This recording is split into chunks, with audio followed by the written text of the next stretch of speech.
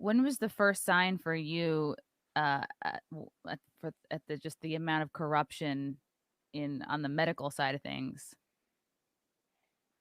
I think I always knew it was there, but you don't want to deal with it. And when you're caring for a loved one that's sick, your priority is to care for that person. It's not to worry about what sinister, person is lurking around the corner. But, we have to go into things with open eyes. And I think the first sign for me that something was really wrong was as soon as my mother was released from the hospital. And I started to question the decisions that I was making because in that moment of crisis, when my mother obviously, couldn't live on her own anymore. She had had a fall.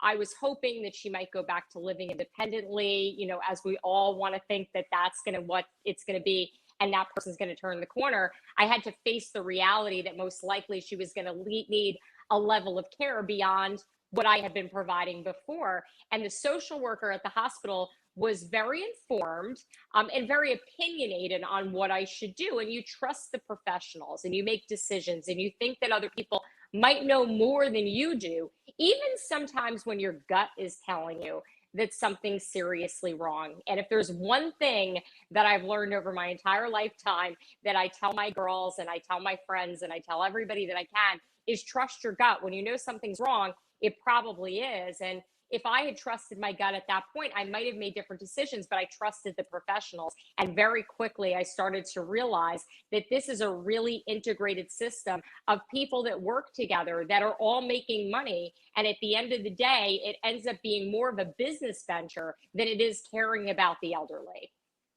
And we see those connections really clearly in the present day. Like an example that everyone can see if you've been paying attention is like the connection between, I don't know, big pharma and mainstream media. Um, you look at who is paying for the airtime, who the big donors are, and you start to go, huh, might that sway the news in a way? So yeah, that was one of the big lessons I had to learn in the last couple of years. It's pretty shocking, and everyone's got their hand in the pile, a hand in the pot, or so to speak, whatever. So Or the what was pile. or It's the pile? the It's a pile of big money, it's whatever every pile of money there is. The pile. if It's there's a a pile, pile. there's hands in it. Yeah. When was so Yeah. it sounds like you took advice maybe from people you shouldn't have. So for folks who haven't read your book, you're basically telling the tale of how you ended up getting charged for like misappropriate it was correct me if I'm wrong, but like misappropriating your mom's like social security or whatever. You're basically like using it to pay for My her mother's care. funds. Yeah. Yeah, when I shouldn't have because she was in a guardianship. The whole thing was really twisted. But what you don't realize, really, the moral of the story is number one, if you have a parent or a loved one, all the pre planning in the world that you think you have in order, you think you have a power of attorney, yeah, you should still go out and you should do all of that. But if you know the system the way that I do, you realize that all of those things are disposable when it comes to a court of law. And as much planning as you do, if you end up in a contentious situation, in my case, it was me fighting against the nursing home that I knew was abusing my mother versus it could be in, I don't know if you remember the artist Peter Max, but I know you're up in the tri-state area. And Peter Max was this really iconic artist in the 70s and 80s, like an Andy Warhol. He was a pop art icon. He is now being held in guardianship. And what happened in his family is very common too, is there'll be a daughter and a son, and they can't agree with what to do with dad. And they start to fight, and pretty shortly they hire attorneys, and the attorneys end up maybe not acting in the best interest, quite frankly, and looking to figure out how to work within the system that's there. And they'll go ahead and they'll appoint a guardian, and that guardian is probably somebody that the law firm knows, that's also again got their hand in the pile, as you put it so eloquently earlier. And all of a sudden you're in a situation where your loved one is in guardianship and you no longer have any say and you no longer have any control, and they're basically being human trafficked by a legal system that is in place in this country, which strips people of their constitutional rights and makes them wards of the state. So we have this happening, and it's happening everywhere all over the country, but it's really bad where we have elected judges. So anywhere there's elected judges, you see this level of corruption. And in 38 states with elected judges, we have this problem. So in the case of Peter Max and Lieber Max, you had a family divided, and then the legal predators were able to come in, a guardian was appointed. And now, of course, it's a family in crisis. And poor Peter Max, at the end of the day, is the one that suffers in this guardianship. And although he may have Alzheimer's and it may be advancing and he may not be the same man that he is, everybody deserves a level of dignity. And guardianship is something that strips people's dignity and takes their rights away. And probably the guardianship or conservatorship. I mean, everybody at this point has heard of at least Free Britney, and it for a lot of people, it's probably the first time they've even heard the words guardianship or Hmm. conservatorship. And a lot of people as you know, we know very passionately, some people have been the big Britney fans have been coming out, nonstop talking about Free Britney. But I think very recently there was a development in her case. Well, yeah, I think it was basically lifted, and you have people who are like, oh, well, Yeah. she's, this is all a front. She's not really free, but I don't know. I can't get wrapped up in all that. So this is from actually very recently. This was from just the other day. Britney came out and posted on her Instagram. A lot of the mainstream outlets have been picking this up. And this is basically her saying, okay, she's free now. Thanks everybody for the help.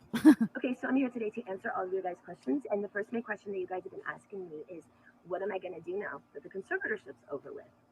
Very good question. Well, let's see. I've been in the conservatorship for 13 years. It's a really long time to be in a situation you don't want to be in. So I'm just grateful, honestly, for each day and being able to have the keys to my car and being able to be independent and feel like a woman and owning an ATM card, seeing cash for the first time, being able to buy candles. It's the little things for us women, but it makes a huge difference. And I'm grateful for that. It's nice. It's really nice. But I'm not here to be a victim. I lived with victims my whole life as a child. That's why I got out of my house and I worked for 20 years and worked my ass off. I'm here to be an advocate for people with real disabilities and real illnesses. I'm a very strong woman, so I can only imagine what the system has done to those people. So hopefully my story will make an impact and make some changes in the corrupt system. And the Free Britney movement, you guys rock. Honestly, my voice was muted and threatened for so long, and I wasn't able to speak up or say anything. And because of you guys and the awareness of kind of knowing what was going on and delivering that news to the public for so long, you gave it awareness to all of them. And because of you, I honestly think you guys saved my life in a way, 100%. And I know there's a lot of jokes about the Free Britney movement. We're not free, we're expensive. Okay, birdies, I'm expensive too. But anyways, with that said, let's move I don't forward. even understand that God joke. bless you all. We're gonna have a good year, good Christmas, and rock on. Does she seem like anxious to you? Like I'm not trying to pick on Britney, but like she's the video has got to be sped up. This one is sped up. So it's like these videos are sped up. I don't know. What are your thoughts on this, Karyn? I don't know. I feel like I could go. She's, my thoughts are, I think we're all a little off. I'm a little off. I think she's a little awkward. She's a little off, but I can be a little awkward and a little off. And that doesn't mean that you need to be in a conservatorship and have your rights taken away. And in Britney's case, as much as she was a problem child, problem young adult, probably had a lot of issues that needed to be addressed, probably was at some points not making the right decisions for herself. That certainly doesn't warrant somebody being held in captivity for 13 years. And that's what she's experienced. So I would imagine right now it's got to be a really like awkward time for her. She's, being able to express herself. And I've seen some of her posts and went, wow, wait, you're really going all out there, aren't you? But you know what? After 13 years in captivity, I think a little wild's going to come out. And I'm sure she has some issues. A lot of us have issues, but that doesn't mean that you get your rights taken away and stripped of your dignity and treated like a captive and have your family profiting off of your hard work and having lawyers profiting off of your hard work. And in Britney's case, she might be free now, which is great. I'm so glad that she can go buy candles because that's exactly what I would want to do as well. And I'm so glad. How precious that's the first thing. She's like, I need to go buy a candle. The little Uh, things, but it is the little things. Freedom isn't free, and that's what this country was founded on, is people that appreciated that. So God bless Brittany for everything that she's doing to raise the awareness, because I'm sure she never thought that she was going to become the spokesperson for this issue. And here we are. So I think as much as she's really, together when she's on stage, it's got to be a little bit awkward to be out there talking about a subject you never thought you would talk about in a million years. yeah. Also, she's been so famous for like most of her life, like from a kid, and that takes a toll. Who knows emotionally, developmentally, spiritually, everything. It's not easy to just like be famous your whole life, and she's under such intense scrutiny. And yeah, it is so easy to be like, what drugs is she on? Why is the video sped up? And like that's it's like, she's probably on some stuff. But like she's also a money-making machine. Everybody She had their hands in is. her pile. And like at one point I read that she was only getting like her allowance for the year was like 78 grand is what she got. And now she's saying she didn't Yep. have an ATM card. She couldn't like just go buy things. That's insane. It seems horrible. It it's pretty crazy, but that's the way that it works. There's a man named I want to say his name. Oh, his name is Doug Keegan. It took me a minute. And he's in Tampa, Florida. And he was recently freed from a guardianship. This is a man who was in his 40s, I believe, when it happened. And his family didn't approve of the woman that he was marrying. And he'd met a woman from Thailand or somewhere and fell in love with her. And, she came over here and they were, out there spending his trust and doing things that the family felt was inappropriate. And they stripped his trust away, called him a drug addict, put him in a guardianship.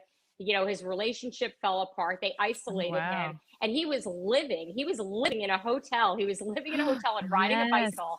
And I talked to Wow. him on the phone, and I said to myself when I talked to him on the phone, this guy sounds smarter than 90% of the people that I work with on a daily basis. Like, this is a brilliant guy.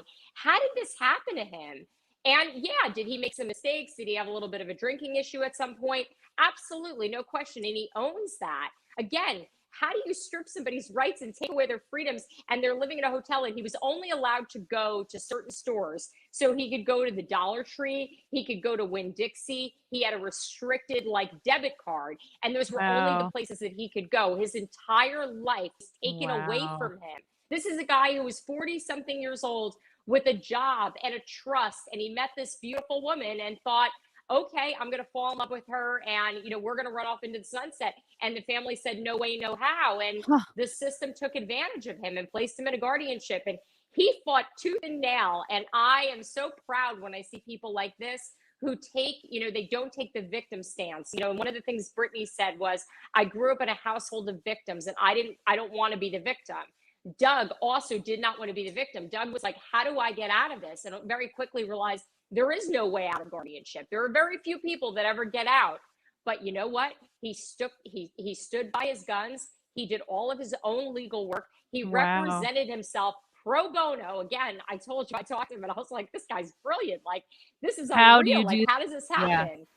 And this is what is happening every single day in this country. And when my story was unfolding, and one of the reasons I really wanted to write the book is my story was unfolding, and I felt ridiculously alone, because at that point nobody had heard about FreeBritney. Nobody knew what guardianship was. I would try to tell people what was happening to my mother, and they would immediately judge me and look at me like, oh, you must be doing something wrong. Oh, like, charge you with a misdemeanor, you must be doing something wrong.